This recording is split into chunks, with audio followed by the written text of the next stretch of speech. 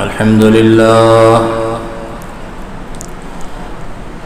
لله رب العالمين، والصلاة والسلام على أشرف الأنبياء والمرسلين وعلى آله وأصحابه أجمعين.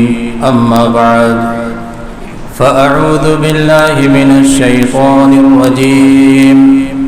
بسم الله الرحمن الرحيم. قل هو الله أحد الله الصمد لم يلد ولم يولد ولم يكن له كفوا أحد. وقال الله تبارك وتعالى في مقام آخر: يا أيها الناس اعبدوا ربكم الذي خلقكم والذين من قبلكم لعلكم تتقون. الذي جعل لكم الأرض فراشا والسماء بناء وأنزل من السماء ماء فأخرج به من الثمرات رزقا لكم فلا تجعلوا لله أندادا وأنتم تعلمون.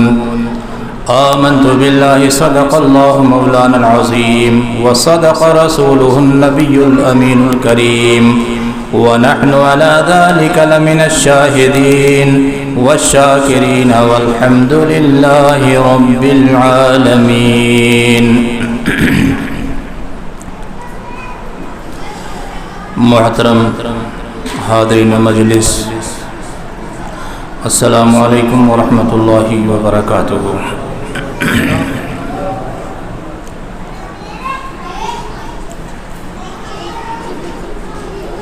نعت پاک کے 2-3 مصرع سماعت فرما لیں. اس سے پہلے آئیے ہم سب مل کر اپنے اور ساری کائنات کے آقا مولا سید عالم سرور عالم صلی اللہ تعالیٰ علیہ وسلم کی بارگاہ بے کس پناہ میں نہایت ادب و احترام کے ساتھ ہدیہ درود و سلام پیش کریں. اللہم صلی علی سیدنا و نبینا و مولانا محمد معدن الجود والکرم وعلی آلہ واصحابہ وبارک وسلم. صلاۃ و سلام علیک یا رسول اللہ، صلاۃ و سلام علیک یا حبیب اللہ. آقا کریم صلی اللہ علیہ وسلم کی بارگاہ میں جب اصحاب نبی صلی اللہ علیہ وسلم بیٹھا کرتے تھے تو ان کے بیٹھنے کا انداز کیا ہوتا تھا؟ 4 باتیں تھیں ان کے اندر.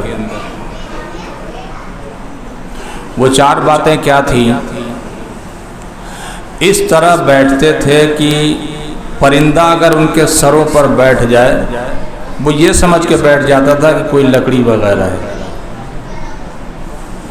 باتوں کو غور سے سنتے تھے، پھر اس کو سمجھتے تھے، پھر یاد کرتے تھے، پھر ان باتوں کو دوسروں سے ٹھیک ڈھنگ سے بیان کرتے تھے.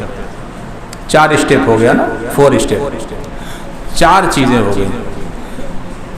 اس کو غور سے، جو آقا فرماتے تھے اس کو غور سے سنتے تھے، اس کو سمجھتے تھے، پھر یاد کرتے تھے، پھر ان باتوں کو دوسروں تک ٹھیک ڈھنگ سے بیان کرتے تھے، پہنچاتے تھے. یہ 4 چیزیں اگر ہمارے اندر ہوں تو پھر تو ٹھیک ہے. اور اگر یہ 4 چیزیں نہیں ہیں، بس یوں ہی آئے گئے بات ختم ہو گئی، تو نہ ہم ٹھیک سے سن سکتے ہیں، نہ سمجھ سکتے ہیں، اور نہ ہی اسے یاد کر سکتے ہیں، نہ دوسروں کو بتا سکتے ہیں، کیونکہ ہمیں خود ہی یاد نہیں ہوگا. اس کے لیے ضروری ہے کہ ذہن حاضر ہو، باتوں کو سنا بھی جائے، سمجھا بھی جائے، یاد بھی کیا جائے، تاکہ ضرورت پڑنے پر دوسروں کو بتایا بھی جا سکے. یبلغ الشاہد الغائب. آقا نے فرمایا کہ جو حجت الوداع کے موقع پر سرکار نے فرمایا یبلغ الشاہد الغائب، فرماتے ہیں کہ جو لوگ حاضر نہیں ہیں، جو ہیں یہاں، وہ ان میری باتوں کو جو حاضر نہیں ہیں ان تک پہنچا دیں. بلغو انی لو آیہ، چاہے ایک آیت ہی صحیح، چاہے ایک آیت ہی صحیح لوگوں تک پہنچا دیا جائے۔ اب اگر اسے سنا نہیں جائے گا، سمجھا نہیں جائے گا، یاد نہیں کیا جائے گا تو آگے تک بات پہنچے گی کیسے؟ اب تو حالات یہ بن گئے، گزشتہ سال تک تو چلو یہ تھا کہ مودی صاحب بیچارے پریشان رہتے تھے، آپ لوگ جلدی تشریف لے آئیے تاکہ جلدی تقریر شروع ہو، جلدی تشریف لے آئیے تاکہ جلدی تقریر شروع ہو، اور اپنے اپنے گھروں میں جہاں جہاں ہیں وہاں سے آواز میری جہاں تک جا رہی ہو۔ اب تو آواز جہاں تک نہیں جا رہی ہے یہیں تک ہے، اور یہ اگر میں ایک بات کہہ دوں تو شاید آپ کو اچھا نہیں لگے گا، یہ زندہ قوموں کی نشانی نہیں ہوتی، مردہ قومیں ہوتی ہیں۔ ہماری آواز پر اگر پہرا لگا دیا گیا ہے تو ہمیں اور زیادہ اس کو اونچا کر دینا چاہیے۔ وہ کس اعتبار سے کہ تم نے آواز پر پہرا لگا دیا ہے، دیکھو ہم مسجدوں کو اس طرح بھر دے رہے ہیں کہ آواز کی ضرورت ہی نہیں ہے، ہمیں آواز کی ضرورت نہیں ہے۔ آواز تو صرف اس لیے دی جاتی ہے کہ آقا کریم صلی اللہ علیہ وسلم کے دور میں یہ چیزیں تھیں نہیں تھیں، تابعین تک رہیں، تبع تابعین تک رہیں نہیں تھیں، اسلاف کے زمانے میں کہاں تھیں؟ جب سائنس نے ترقی کیا ہے تو یہ چیزیں بنی ہیں۔ اب یہ آواز اوپر سے جا رہی ہے تو سن کر کے بھی نہیں آتے لوگ، تو بلا سنے کی کیا بات ہے؟ تو ہم کو تو یہ بتانا چاہیے کہ آپ کہیں بھی پہرا لگا دو گے، لیکن مسجد کل بھی بھرتی تھی، آج بھی بھرتی ہے اور کل بھی بھرتی رہے گی، ہم بھرتے رہیں گے، ہمیں آواز کی ضرورت نہیں ہے۔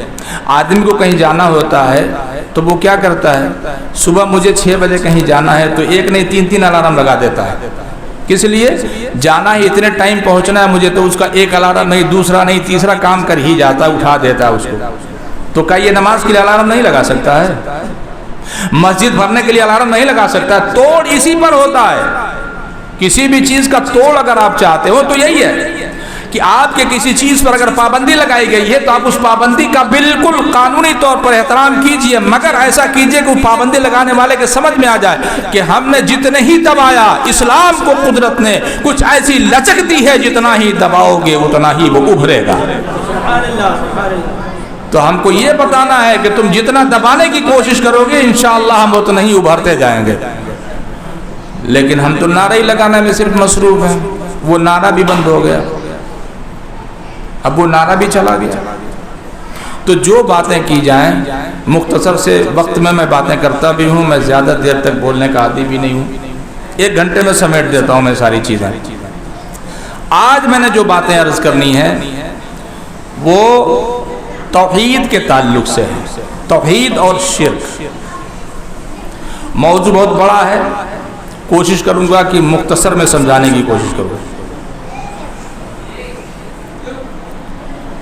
اور اسے اگر آپ سمجھ لیں گے تو آپ کسی کا جواب بھی دے سکتے ہیں، اور یوں ہی سن کر کے چلے جائیں گے، آپ کو بھی سمجھ میں نہیں آیا اور یاد نہیں کر سکے۔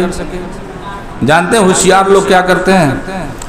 بھلے موبائل ہے اس سے کوئی لینا دینا نہیں، ہوشیار لوگ پین اور ڈائری ساتھ میں رکھتے ہیں، باتوں کو نوٹ کرتے ہیں تاکہ اس کو دیکھ سکیں، وہ یاد کر سکیں۔ توحید کہتے ہیں ایک ہونے کو، توحید کہتے ہیں ایک ہونے کو، توحید باری تعالی، اللہ ایک ہے۔ توحید کا میننگ کیا بنتا ہے؟ اللہ ایک ہے، ایک ہونا۔ تو جب ہم کہتے ہیں توحید باری تعالی تو گویا کہ ہم اللہ کو ایک مانتے ہیں، وحدہ لا شریک مانتے ہیں۔ رب کریم نے فرمایا یا ایھا الناس اعبدوا ربکم الذی خلقکم والذین من قبلکم لعلکم تتقون۔ بندوں سے رب خطاب فرما رہا ہے، غور سے سنیں گے تو فائدہ پہنچے گا۔ بچوں کے اوپر تو شیطان ویسے بھی غالب رہتا ہے تو وہ سننے بھی نہیں دیں گے آپ کو۔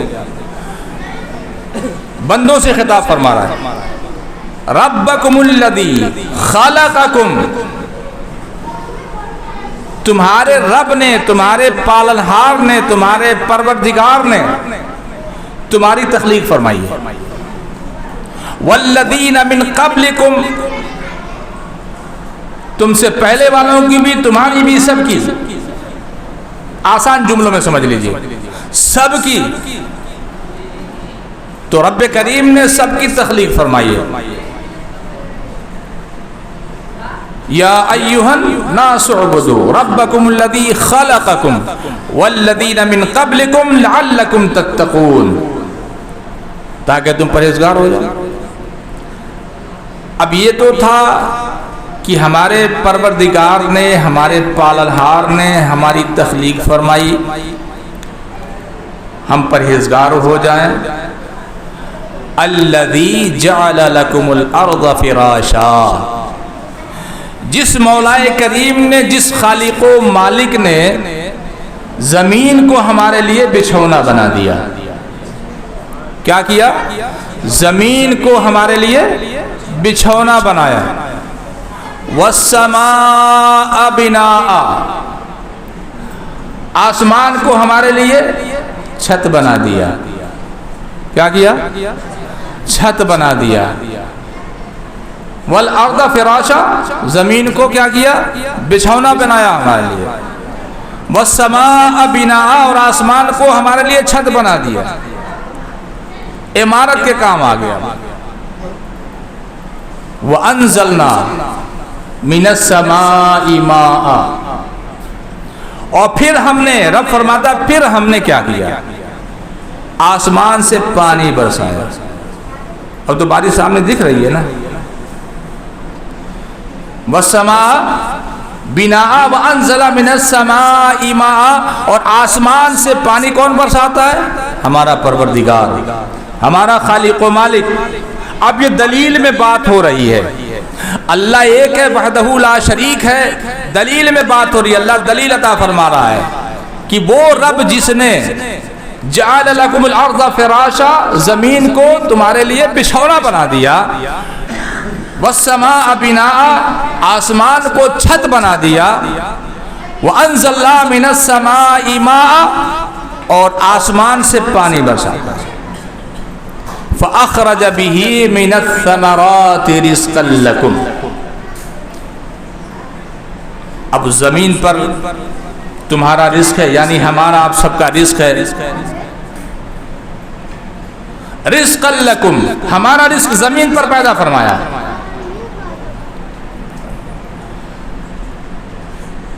फला तजअलू, अब यहां तक दलील फरमाई कि हमने जमीन को बिछौना बनाया। मैं इसलिए कई बार बोल रहा हूं ताकि आपको याद हो जाए। हमने जमीन को बिछौना बनाया, आसमान को छत बनाया, आसमान से पानी बरसाते हैं, और उसी जमीन पर तुम्हारा रिस्क उगाते हैं, तुम्हारा रिस्क मिलता है तुम्हें। ये दलील में बात हो रही थी। फला तजअलू लिल्लाहि अंदादन व अंतुम तालमून, फिर तुम दूसरा माबूद मत बनाओ। तुम दूसरा माबूद मत बनाओ, क्योंकि तुम जानते हो कि तुम्हारी तख्लीक किसने की है, तुम्हें पैदा किसने किया है, तुम्हारे लिए जमीन को बिछौना किसने बनाया है, आसमान को छत किसने बनाया है, आसमान से पानी कौन बरसाता है, ये तुम्हें पता हो गया। तो जिसने ये किया है, तुम्हारी तख्लीक की है, जमीन को बिछौना बनाया, आसमान को छत बनाया, पानी बरसाता है, और इसी जमीन पर तुम्हारा रिस्क उगाता है, तुम रिस्क खाते हो अपना, वही रब है। इसलिए उस रब के अलावा तुम दूसरा माबूद मत बनाओ। फला तजअलू लिल्लाहि अंदादन व अंतुम तालमून। अब यहां तक तो ये दलाइल थे, रब करीम ने बात समझाई, मेरे बंदो तख्लीक मैंने की है तुम्हारी, ये सारी बातें बताई। उसके बाद फरमाया कि तब दूसरा माबूद नहीं है तुम्हारा। माबूद कौन है? एक ही है, वो रब्बुल आलमीन है। अब आगे ये जितनी बातें आई, इसमें रब करीम ने चैलेंज कहीं नहीं किया। मैं असल में तौहीद और रिसालत दोनों लेके चल रहा हूं साथ में। यहां रब करीम ने चैलेंज कहीं नहीं किया। जो बातें बताई हैं, या यो नासुबुदू से लेकर के यहां तक चैलेंज नहीं किया कहीं। لیکن اب آگے چیلنج فرما رہا ہے وَإِن كُنتُمْ فِي رَيْبٍ مِّمَّا نَزَّلْنَا عَلَىٰ عَبْدِنَا فَأْتُوا بِسُورَةٍ مِّن مِّثْلِهِ. اب یہاں چیلنج فرمایا رب نے وَإِن كُنتُمْ فِي رَيْبٍ مِّمَّا نَزَّلْنَا عَلَىٰ عَبْدِنَا، اگر تمہیں کچھ شک ہے اس میں جو ہم نے اپنے بندے محمد صلی اللہ علیہ وسلم پر نازل کیا ہے، جو اپنے مقرب بندے پر نازل کیا ہے، اپنے محبوب بندے پر نازل کیا ہے، اس میں اگر تمہیں کوئی شک ہے، یہاں چیلنج دیا، اگر اس میں تمہیں شک ہے نزلنا علی عبدنا، اگر اس پر کوئی شک ہے تو اب چیلنج فرمایا رب کریم نے فَأْتُوا بِسُورَةٍ مِّن مِّثْلِهِ، تو اس کے مثل کوئی ایک صورت بنا کے لے آؤ۔ اگر تمہیں اس میں کوئی شک ہے جو ہم نے اپنے بندے پر نازل کیا ہے، تو ظاہر سی بات ہے رب کریم ہر کسی سے تو کلام نہیں فرماتا نا، اللہ خود فرماتا ہے کہ ہم ہر کسی سے، ہر کوئی بندہ ہم سے کلام کر ہی نہیں سکتا ہے، یعنی بندے کے اندر یہ طاقت نہیں کہ وہ ہم سے کلام کر سکے۔ معبود تو اس کے پاس تو ہے، وہ تو قادر مطلق ہے، وہ جو چاہے کر لے، جس سے چاہے کلام کر لے، مگر بندے کے پاس یہ پاور نہیں ہے کہ وہ رب سے کلام کر لے۔ تو اب رب کسی کو چنتا ہے، تو جن کو چنتا ہے وہ نبی ہوتے ہیں، جن کو چنتا ہے انہیں نبی بناتا ہے۔ اب نبی کے توسط سے بات ہوتی ہے، نبی کے توسل سے بات ہوتی ہے، نبی کے وسیلے سے بات ہوتی ہے۔ رب کا فرمان ڈائریکٹ ہم تک نہیں پہنچتا، نبی کے توسل سے ہم تک آتا ہے۔ تو رب فرماتا ہے کہ میں نے جو اپنے بندے، مقرب بندے، محبوب بندے پر نازل کیا، اگر اس میں کوئی شک ہے تمہیں تو فاتو بصورت مثلی، تو اس کی طرح کوئی ایک صورت بنا کے لے آؤ۔ اور تم اگر اکیلے نہیں کر سکتے ہو تو وَدْعُوا شُهَدَاءَكُم مِّن دُونِ اللَّهِ، تو اللہ کے سوا جتنے تمہارے لوگ ہیں، جتنے مددگار ہیں، تعاون والے ہیں، ان سب کو بلا لو، بلا کے دیکھ لو، اگر لا سکتے ہو تو لے آؤ۔ آگے تو اور بھی باتیں رب نے فرمایا، ایک صورت تو صورت نہیں، ایک آیت، اس طرح کی باتیں اور بھی ہیں، چیلنج بہت بڑے بڑے دیے گئے، ہونا ہی نہیں تھا یہ چیز۔ ان کنتم صادقین، اگر تم سچے ہو تو یہاں ایک طرف دلیل تھی، دلائل سے سمجھایا، یہاں چیلنج فرما دیا کہ میں نے جو اپنے بندے پر نازل کیا اس میں کوئی شک ہے، تو یہاں رسالت کو پہلے فرما دیا۔ یہاں بتایا کہ رسالت کو پہلے ماننا ہوگا تمہیں، اس کی باتوں پر یقین کرنا ہوگا تمہیں، صداقت پر تمہیں یقین کرنا ہوگا، اسے سچا ماننا ہوگا۔ بھائی جس نے ہم کو بتایا کہ اللہ ایک ہے، کسی نے بتایا نا، کسی کے بتانے سے ہم نے جان لیا نا، تو جو بتانے والا ہوتا ہے وہ مخبر ہوتا ہے۔ کیا ہوتا ہے؟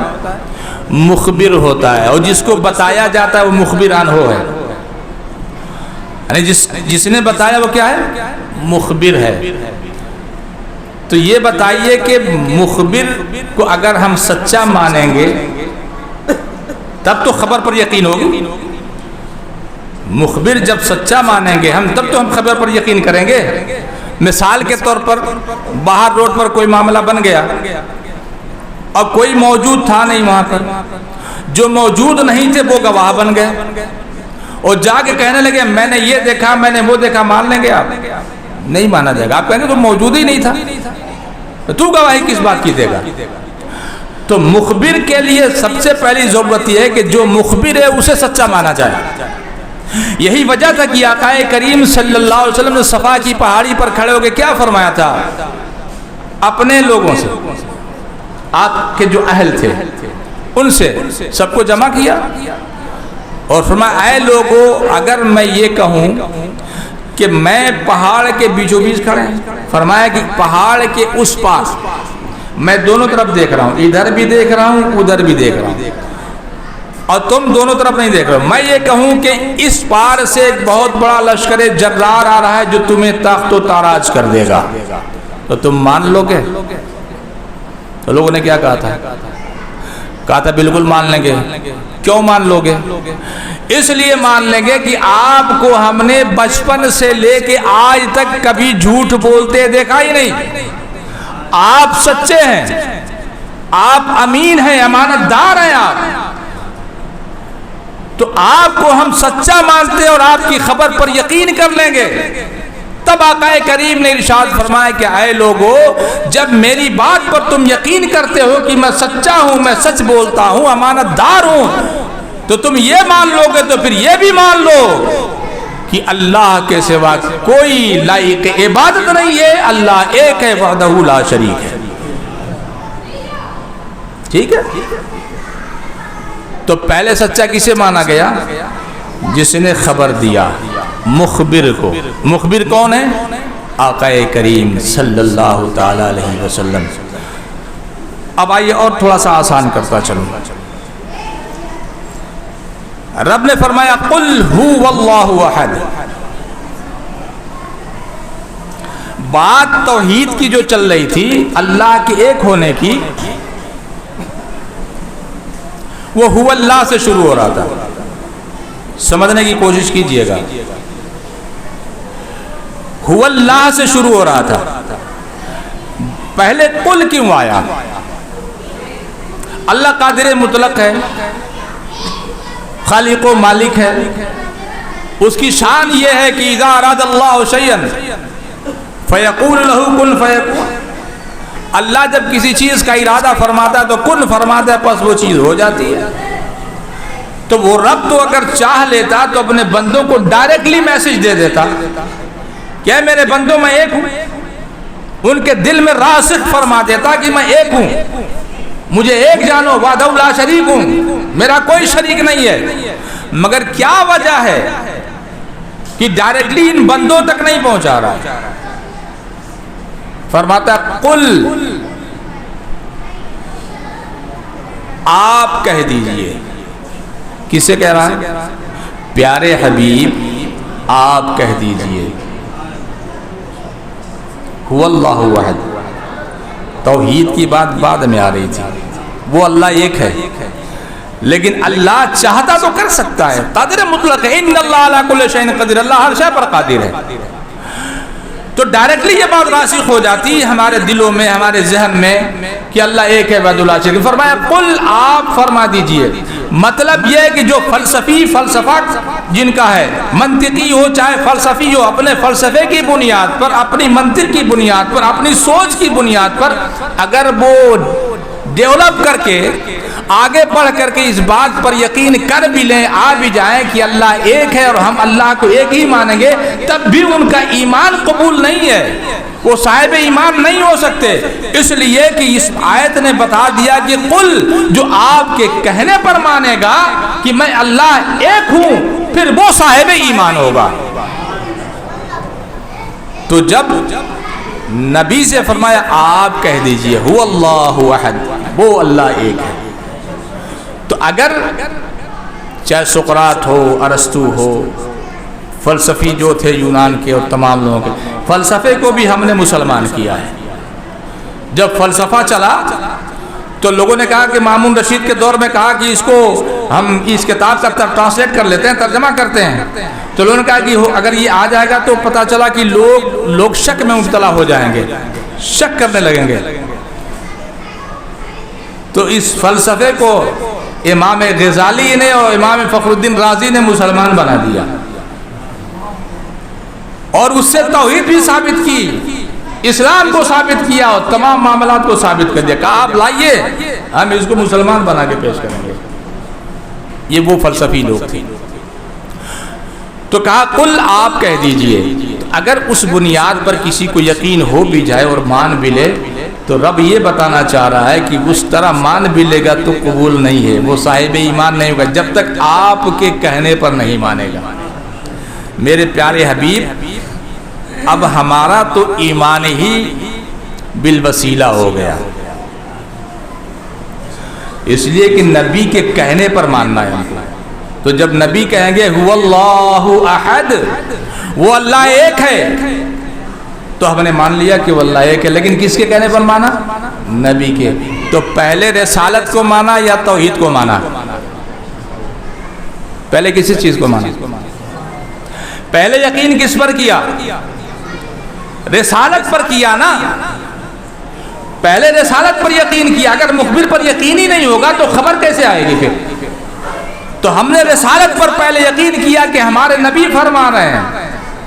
قل آپ کہہ دیجئے تو نبی کہہ رہے ہیں هو اللہ احد، وہ اللہ ایک ہے. تو ہم نے پہلے رسالت پر ہمارا ایمان آیا، اس کے بعد پھر وہاں گیا.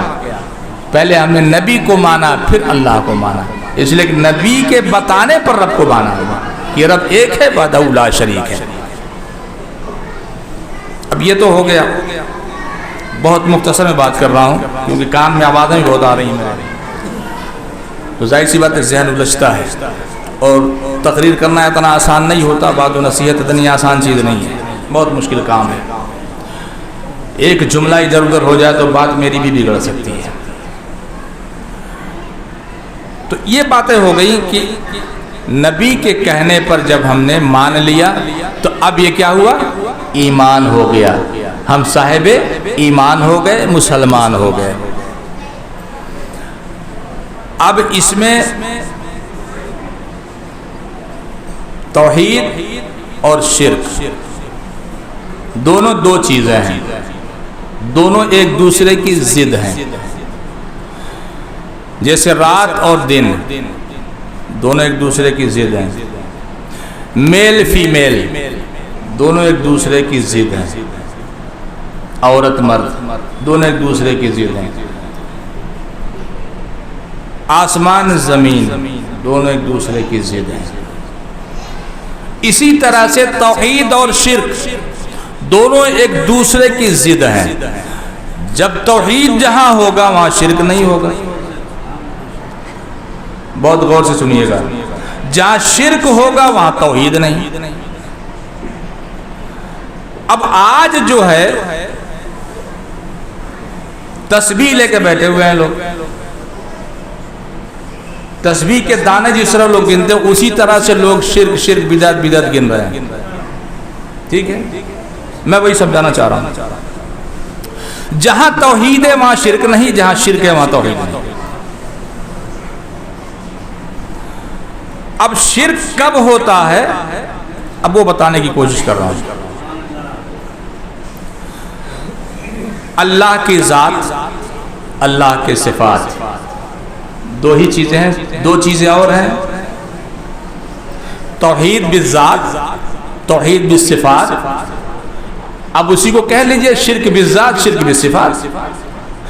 توحید بالتعظیم اور توحید بالمحبت. اب اس کو اگر شرک لگا دیں گے تو شرک ہو جائے گا. شرک بالتعظیم، شرک بالمحبت. تو یہ دو کو تو ہم رکھتے ہی نہیں اپنے پاس، اس کو ہٹا دیا ہم نے. اس لیے کہ اللہ کی کتنی تعظیم کر سکتا ہے کچھ آئیڈیا ہے کتنا ہونا چاہیے؟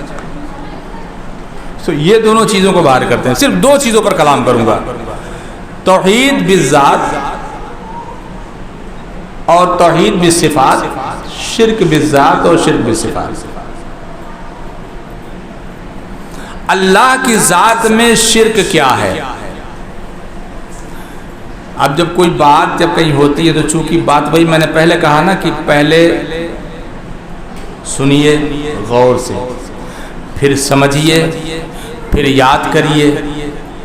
اب چوتھا اسٹیپ یہ ہوتا ہے کہ اب آپ جب کہیں جائیں گے کوئی بات ہوگی تو آپ بیان کر سکتے ہیں. شرک بالذات کب ہوگا، شرک بالصفات کب ہوگا؟ اس لیے کہ جو ذات ازل سے لے کے ابد تک ہے تو ظاہر سی بات ہے اس کی صفات بھی ازل سے لے کے ابد تک ہے. تو نہ ذات میں کوئی شامل ہو سکتا ہے نہ صفات میں کوئی شامل ہو سکتا ہے. نہ اس کی ذات میں کسی کی شمولیت ہو سکتی ہے نہ صفات میں کسی کی شمولیت ہو سکتی ہے. اب سوال یہ پیدا ہوتا ہے کہ سمجھیں گے کیسے اس کو ہم؟ اب یہ دیکھنا ہوگا کہ کیا یہ چیز جو ہے صرف رب کا خاصہ ہے یا اور لوگوں کا بھی ہے. مثال کے طور پر اللہ حی و قیوم ہے، اللہ زندہ ہے، اللہ قائم ہے، اللہ سمیع ہے، اللہ بصیر ہے، اللہ خبیر ہے، اللہ سمیع سننے والا ہے اور اللہ بصیر ہے دیکھنے والا ہے. اس وقت آپ لوگ جو بیٹھے ہیں تو آپ لوگ دیکھ رہے ہیں کہ نہیں دیکھ رہے ہیں؟ دیکھ رہے ہیں. ٹھیک ہے، اس کو یاد رکھیے گا کہ آپ لوگ دیکھ رہے ہیں اور اللہ بھی دیکھتا ہے، اللہ حی ہے۔ ابھی آپ لوگ، میں اپنے ساتھ بول رہا ہوں، ہم سب مردہ ہیں کہ زندہ ہیں؟ زندہ ہیں، تو اللہ بھی زندہ ہے، اس کو یاد رکھیے گا، یہ جو پوائنٹ دے رہا ہوں اس کو یاد رکھیے گا۔ ہم بھی زندہ ہیں، اللہ بھی زندہ ہے، اللہ بھی دیکھتا ہے، ہم بھی دیکھ ہی رہے ہیں، اللہ بھی سنتا ہے، ہم بھی سن رہے ہیں۔ یہ باتیں ٹکرا رہی ہیں کہ نہیں ٹکرا رہی ہیں؟ ٹکرا رہی ہیں۔ اب شرک سے بچنے کے لیے کرنا کیا ہوگا؟ بالذات اللہ کے ذات میں شرک کب ہوگا کہ اللہ واجب الوجود ہے۔ اللہ کیا ہے؟ واجب الوجود ہے۔ اب اگر ہم اللہ کی طرح کسی کو واجب الوجود مان لیں، اللہ کی طرح واجب الوجود مان لیں کہ نہیں یہ بھی واجب الوجود ہے، پھر تو مشرک ہو گیا، اس لیے کہ اللہ میں ملا دیا، اللہ واجب الوجود ہے، اس نے اس کو بھی کہہ دیا کہ یہ بھی واجب الوجود ہے، اب یہاں شرک ہو گیا، پھر جس نے کہا وہ مشرک ہو گیا۔ اس میں 4 چیزیں ہیں۔ تو ذات میں جیسے اس کا علم ہوا، قدرت ہوئی رب کی، تو جیسی قدرت رب کی ہے، اب کوئی کہے کہ جیسی قدرت رب کی ہے ویسی قدرت معاذ اللہ میری، تو مشرک ہو گیا وہ۔ تو یہ ذات ہے۔ جھگڑا ہوتا ہے صفات میں، جو جھگڑے ہوتے ہیں وہ صفات میں ہوتے ہیں، صفات میں۔ تو اب وہ 4 چیزیں ہیں۔ پہلی بات تو یہ ہے کہ ان 4 چیزوں میں اگر آپ اس کو صحیح ڈھنگ سے یاد کر لیں تو آپ کے بات سمجھ میں آ جائے گی۔ اللہ کا جو کچھ بھی ہے وہ کیا ہے؟ اس کی ذاتی ہے۔ اللہ کا کیا ہے؟ جو کچھ ہے ذاتی ہے، اس کی ذاتی ہے، اس کو کسی نے دیا نہیں ہے۔ نمبر 1، اللہ کی تمام چیزیں کیا ہیں؟ غیر فانی ہیں، ان پر فنا واقع نہیں ہے، یہ ہو گیا۔ اللہ کی تمام چیزیں، تمام صفات، تمام چیزیں لا محدود ہیں، کوئی حد نہیں ہے۔ اللہ کی جو تمام چیزیں وہ غیر حادث ہیں، اس پر حد سے لائق نہیں ہو سکتا، یہ ہو گیا۔ لیکن بندے کی چیزیں کیا ہیں؟ جو بندے کو ملی ہے وہ کیا ہے؟ عطائی ہے، رب کی عطا سے ہے۔ بندے کے پاس جو کچھ ہے اس پر فنا واقع ہے۔ بندے کے جو بھی علم ہے، جو چیزیں بھی ہیں وہ محدود ہیں، اور بندے کی جو بھی چیزیں ہیں اس پر حد سے واقع ہوگا، اس پر حد سے واقع ہو جائے گا۔ یہ تمام باتیں، یہ 4 چیزیں بنتی ہیں۔ ان 4 چیزوں کو اگر آپ اپنے مد نظر رکھیں تو کبھی ہو ہی نہیں سکتا۔ اب اگر کسی سے پوچھا جائے کہ بھائی ٹھیک ہے اللہ بھی زندہ ہے، ہم بھی زندہ ہیں، تو یہ شرک ہوا کہ نہیں ہوا؟ تو کہے گا اللہ زندہ ہے، یہ اس کی ذات ہے، اور ہم جو زندہ ہیں اس کی عطا سے ہیں۔ اللہ سنتا ہے، یہ اس کی ذات ہے، اس کو کسی نے دیا نہیں، وہ خود سے سنتا ہے، لیکن ہم جو سنتے ہیں رب کی عطا سے سنتے ہیں۔ اللہ دیکھتا ہے، یہ اس کی ذات ہے، اس کو کسی نے دیا نہیں ہے، ہم جو دیکھتے ہیں اس کی عطا سے دیکھتے ہیں۔ اب جب یہ بات ہمارے دل میں راسخ ہو جائے، ہم اسے جان لیں، تو پھر ان 4 چیزوں کے تعلق سے ان کو دل میں رکھ کر کے اگر کسی چیز پر کچھ کہتے ہیں ہم، تو پھر وہ الگ ہو جاتا ہے۔ اب مان لیجیے ہم نے کہا کہ بھائی آقا کریم صلی اللہ علیہ وسلم عطا کرتے ہیں، تو ہم یہ جانتے ہیں کہ رب کی عطا سے عطا کرتے ہیں۔ کیا کہتے ہیں؟ رب کی عطا سے عطا کرتے ہیں۔ نبی کو علم ہے تو بذات نہیں ہے، ہم یہ کہتے ہیں رب کی عطا سے ہے۔ लहू मुल्कु समावाति वल अर्द, जो कुछ आसमान और जमीनों में सब अल्लाह का है। ठीक है, तो मान लीजिए अगर मैं बाहर किसी की खूबसूरत गाड़ी खड़ी हो और चाबी लेके स्टार्ट करूँ निकलने लगूँ तो बोले अरे भाई कहाँ जा रहे हो इमाम साहब, कहाँ जा रहे हैं? अरे मेरी गाड़ी है भाई। तो अगर वो कहता है कि मेरी गाड़ी है तो फिर तो मुशरिक हो जाएगा ना, होगा कि नहीं होगा? इसलिए हो जाएगा कि मेरी कह रहा है और अल्लाह कह रहा है लहू मुल्कु समावाति वल अर्द, आसमान और जमीनों में जो कुछ भी हो सब रब का है और ये अपना बना रहा है। तब वहां बोलेगा नहीं नहीं बात ये नहीं, वो बात ये है कि रब की अता से मेरी गाड़ी है, ये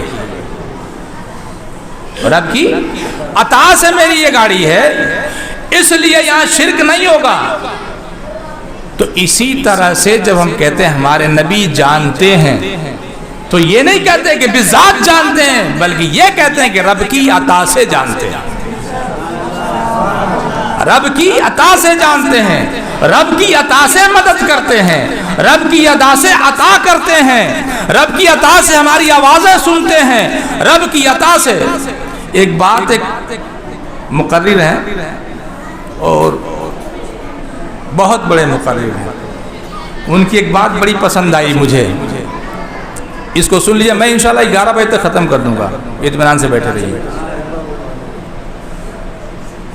उन्होंने एक बात की मुझे बड़ी अच्छी लगी। उन्होंने फरमाया कि जब आकाए करीम सल्लल्लाहु अलैहि वसल्लम ज़ाहिरी हयात तैयबा में मदीना शरीफ में थे, चाहे मक्का शरीफ में थे,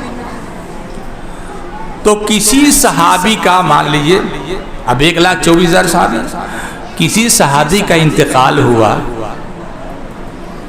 तो जनाजा किसने पढ़ाया? अल्लाह के नबी सल्लल्लाहु अलैहि वसल्लम ने। तो जनाजा सरकार ने पढ़ाया, कब्र में दफन किया गया सहाबी को। बहुत गौर से सुनिएगा, कमाल का दिमाग है। का कब्र में दफन किया गया सहाबी को, या गैर सहाबी भी रहा, लेकिन जिसने ईमान की हालत में देखा वो सहाबी है। अब जब दफन कर दिया गया तो फरिश्ते आए तो क्या पूछेंगे? मन रब्बुक, और नबी तो दफन करके चल दिए ना, साहबा पीछे पीछे आगे आगे हैं। तो कहा मन रब्बुक, तेरा रब कौन है? उसने कहा रब्बी अल्लाह। और फिर सहाबी ये तो बोलना ही है ना, हमारे जैसों की तो गारंटी नहीं ली जा सकती है, लेकिन वो तो नबी के सहाबी हैं ना, इंशाल्लाह हम भी बोलेंगे। कहा रब्बी अल्लाह, मेरा रब अल्लाह है। फिर पूछा माँ दीन, तेरा दीन क्या है? और नबी चलते जा रहे हैं, मस्जिद नबवी के गेट पर पहुंच गए तो कहा कि दीन अल इस्लाम, मेरा दीन इस्लाम है। फिर फरिश्ते ने तीसरा सवाल कर दिया, मा कुंत तक़ूलु फी हक़्क़ि हाज़ा रजुल, इस मर्द के शान में क्या कहते हो? किस मर्द के? नबी पाक सल्लल्लाहु अलैहि वसल्लम के इस मर्द के शान में क्या कहते हो? तब खिड़की खुलना, तस्वीर दिखाना नहीं, तस्वीर दिखाई जाती है, खिड़की खोली जाती है, ये होता है वो होता है। मैं कहता हूं सहाबी अभी गए हैं कब्र में, नबी मस्जिद नबवी में अभी हैं, ज़ाहिरी हयात तैयबा में है, वहां 2 के बाद तीसरा सवाल किया जा रहा है, वहां मस्जिद नबवी में है, यहां सहाबी को दिखाया भी जा रहा है। बात नहीं समझ में आई? नहीं समझ पाए? मस्जिद नबवी में खड़े हैं, सहाबी कब्र में हैं, और कहा जा रहा है मा कुंत तक़ूलु फी हक़्क़ि हाज़ा रजुल, ऊपर से मिट्टी दुनिया भर की है ना। तो नबी मस्जिद नबवी में खड़े हैं, सहाबी को यहाँ दिखाया जा रहा है, तो फिर खत्म करो खिड़की खोलना, तस्वीर दिखाना। नबी चलते फिरते अगर मदीना में तब भी मुर्दा देख रहा है, और दुनिया से ज़ाहिरी हयात तैयबा से जा चुके हैं तब भी मुर्दा देख रहा है। नारे तकबीर, नारे तकबीर, नारे रिसालत, अहले सुन्नत, जिक्र शुहदाए करबला, नारे तकबीर, تو اب جھگڑا کہاں رہا کہ نہیں وہ تصویر فوٹو دکھا دیا جاتا ہے تو کھڑکی کھول دی جاتی ہے،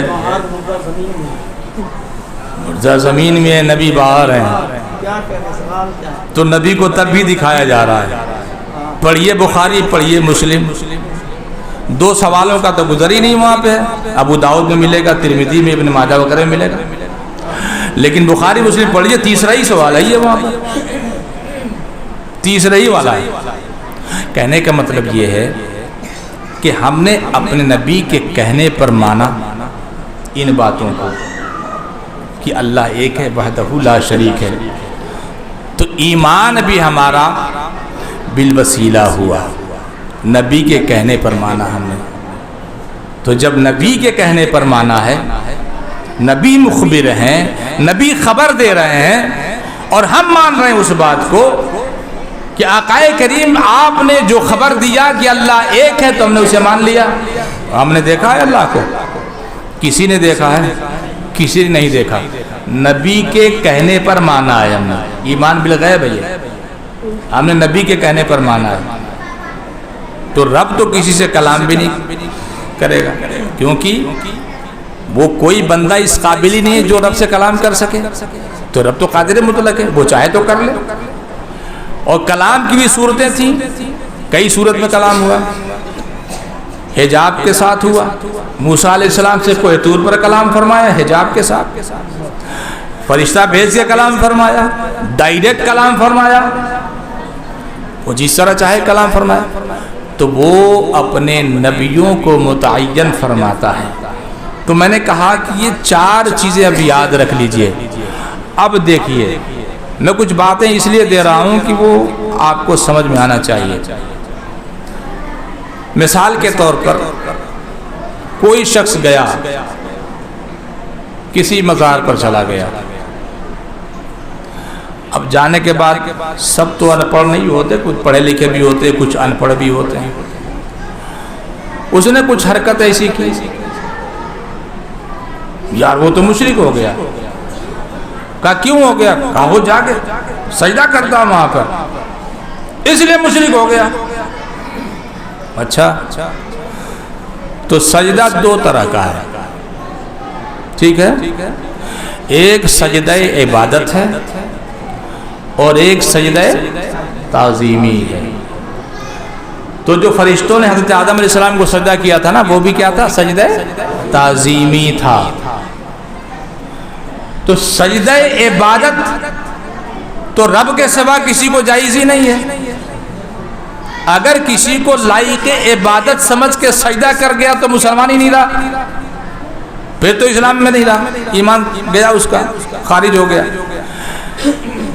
اور اگر سجدہ تعظیمی کیا تو پہلے کی امتوں میں تو تھا، لیکن ہمارے نبی صلی اللہ علیہ وسلم نے حضرت معاذ بن جبل رضی اللہ تعالیٰ عنہ جب یمن سے آئے تو آپ نے آتے ہی نبی کریم صلی اللہ علیہ وسلم کو سجدہ کر دیا۔ سرکار نے روکا، کہا معاذ کیا کر رہے ہو؟ تو آپ نے کہا حضور میں نے وہاں کے لوگوں کو دیکھا ہے کہ بڑے اپنے بڑوں کو سجدہ کرتے ہیں، تو پھر ہمارے یہاں اس کائنات میں اگر کوئی شخصیت ہے، کوئی ذات ہے، عبادت خدا کوئی بزرگ شخصیت ہے سرکار تو وہ آپ کی ہے، تو ہم آپ کو کیوں نہ سجدہ کریں؟ کہا نہیں معاذ، اگر سجدہ کرنا اللہ کے سوا کسی کو جائز ہوتا، مخلوق کو جائز ہوتا، تو میں عورتوں کو حکم دیتا کہ اپنے شوہروں کو سجدہ کریں۔ اس لیے پچھلی امتوں میں تھا، لیکن ہمارے نبی نے اسے ناجائز فرما دیا۔ تو اب سجدہ تعظیمی کیا ہوا؟ ناجائز ہو، حرام اور گناہ کبیرہ ہے۔ اس بات کو نوٹ کر کے رکھیے گا۔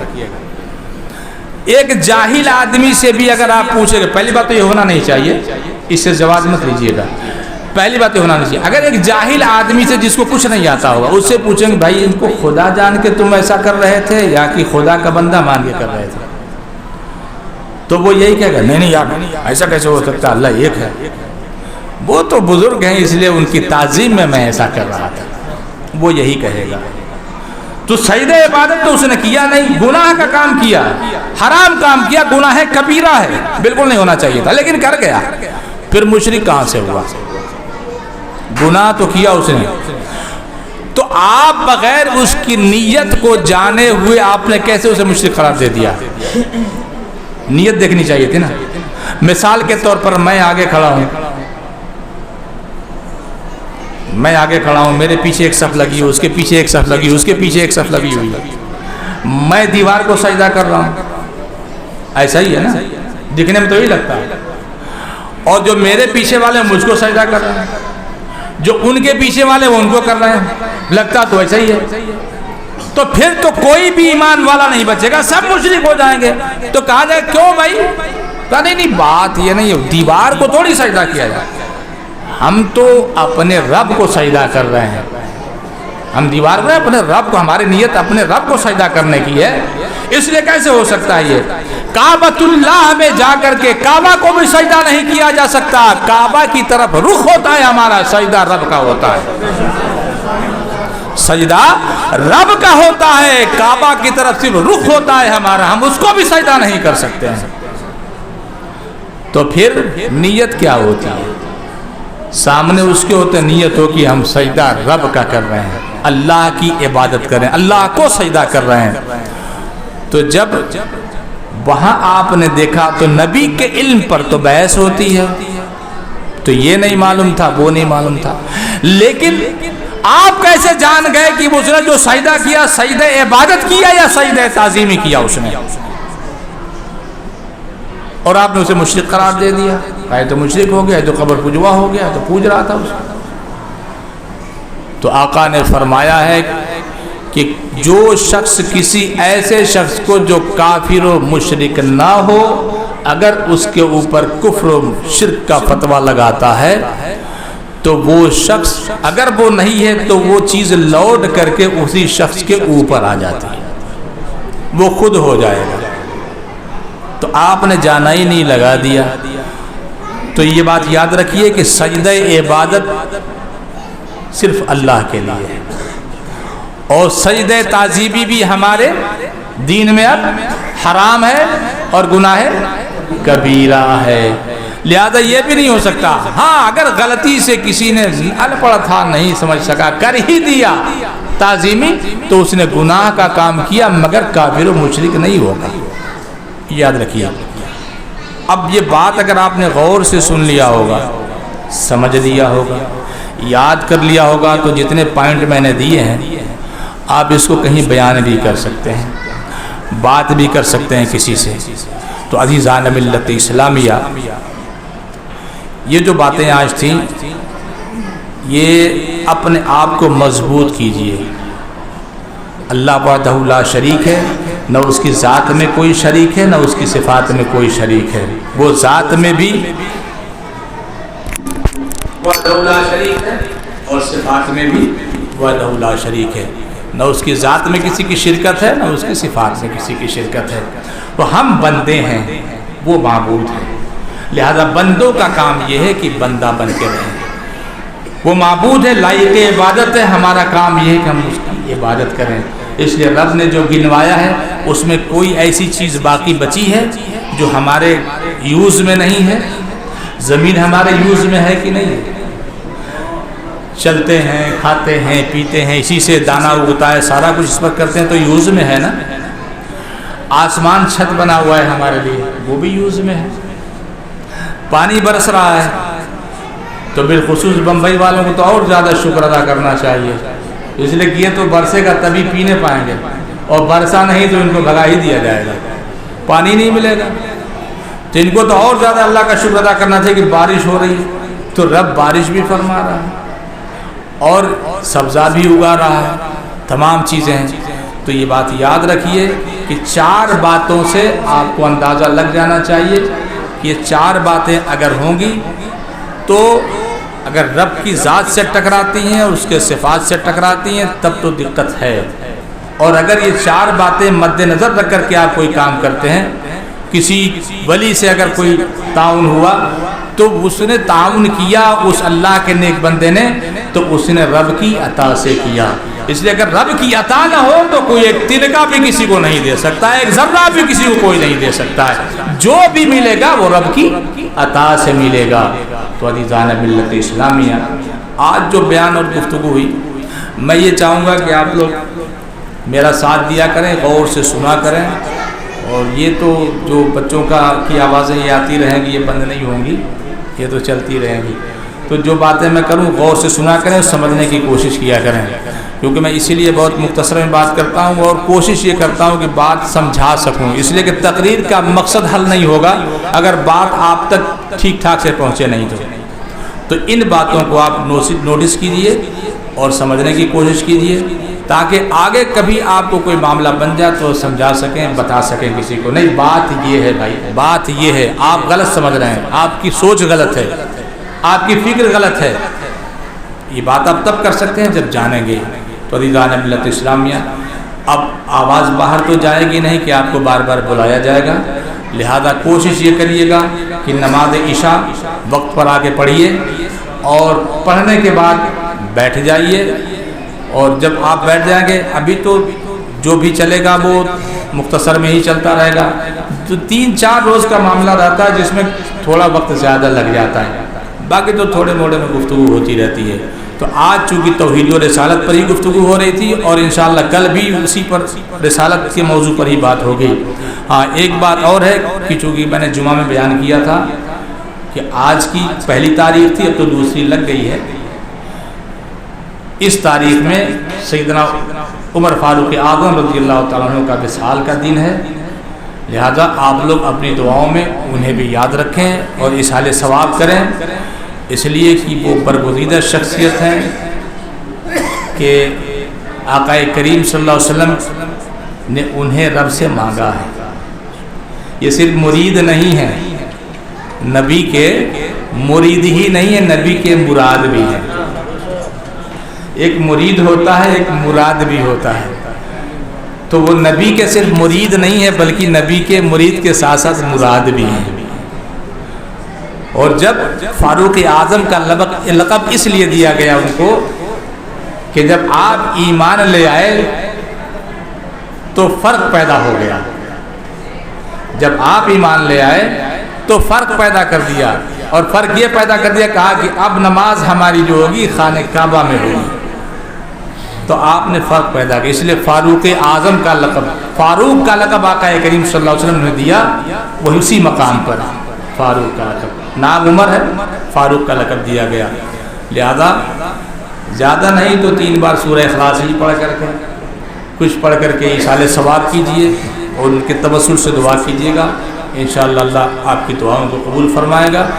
دعا فرمائے پروردگار اعلیٰ ہم سب کو صراط مستقیم پر چلتے رہنے کی توفیق مرحمت فرمائے، مولا کریم ہم سب کی گناہوں کو معاف فرما، ہماری مشکلوں کو آسان فرما، پروردگار ہم میں جو بیمار انہیں شفاء کاملہ اور اولاد نصیب فرما، جو قرض دار ان کو بارے قرض سبق دوش فرما، جو صاحب اولاد ان کی اولادوں کو نیک اور صالح بنا، جو بے اولاد انہیں نیک اور صالح اولاد عطا فرما، جو برسر روزگار ان کے رزق میں برکت عطا فرما، جو بے روزگار ہیں وہ روزگار مہیا فرما، الہ العالمین اسلام کا بول بالا فرما، پرچم اسلام کا بول بالا فرما، مسلمانوں کی عزت و آبرو کی حفاظت فرما، مولا کریم ہماری تمام لوگوں کی دعا کرنے والوں کی اپنی دعاؤں کو اپنی بارگاہ میں شرف قبولیت عطا فرما، آمین کہنے والوں کی آمین کو قبول فرما، مولا کریم مجھ سے بولنے میں کسی قسم کی کوئی کوتاہی ہو تساہلی ہو مولا اسے معاف فرما، وصلی اللہ تعالی علی النبی الکریم وعلی آلہ واصحابہ اجمعین برحمتک یا ارحم الراحمین۔